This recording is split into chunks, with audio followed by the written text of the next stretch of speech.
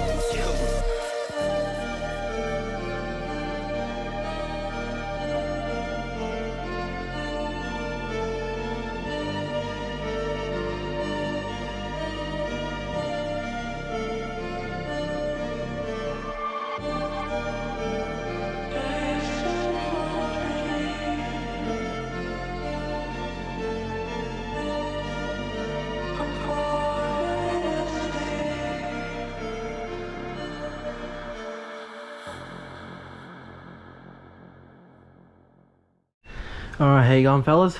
So I just put the wing on, just finished it up now. I reckon it looks sick. It was a bit of a pain in the ass, but yeah, finally got it on. I had some trouble with like lining up, you know. Don't, you know, measure twice, not drill twice. But you know, finally got it on there. You know, it's pretty bloody sturdy, so pretty good.